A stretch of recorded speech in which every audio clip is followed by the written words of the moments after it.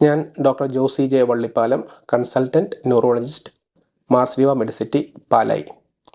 അപസ്മാര രോഗത്തിൻ്റെ ചികിത്സയെപ്പറ്റി പറയുമ്പോൾ പ്രധാനമായിട്ടും മരുന്ന് മുഖാന്തരമുള്ള ചികിത്സയാണ് നമ്മൾ ഉദ്ദേശിക്കുന്നത്.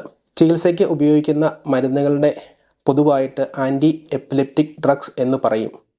70% ഈ അപസ്മാര രോഗം മരുന്ന് മുഖാന്തരം കൺട്രോൾ ചെയ്യാൻ പറ്റുന്നതാണ്.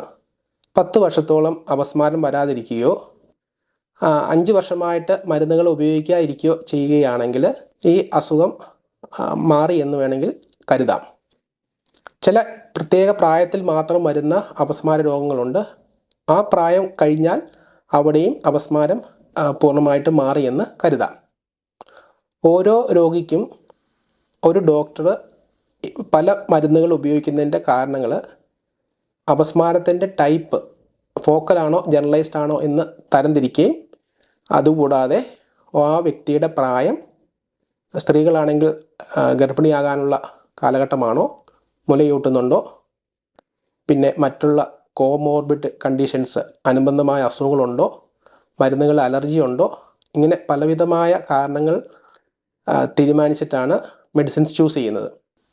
മരുന്ന് മുഖാന്തരം കൺട്രോൾ ആകാത്ത രോഗത്തിന് സർജിക്കൽ ഓപ്ഷൻസ് ഉണ്ട്.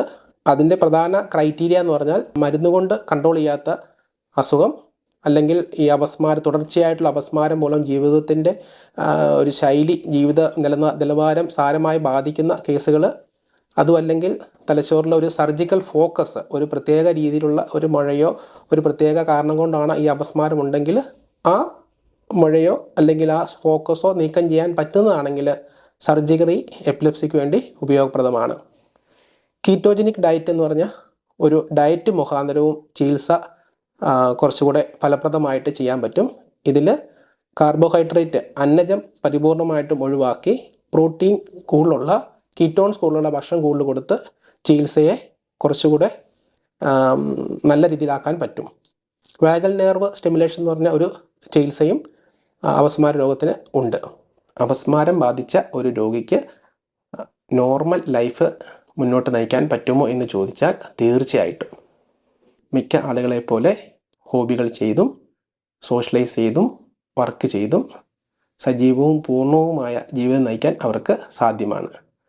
പക്ഷേ അപസ്മാരം തുടരുകയാണെങ്കിൽ അവരുടെ ജീവിതശൈലിയിൽ മാറ്റങ്ങൾ വരുത്തേണ്ടതാണ്.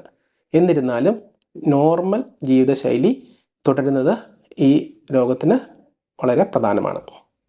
Thank you.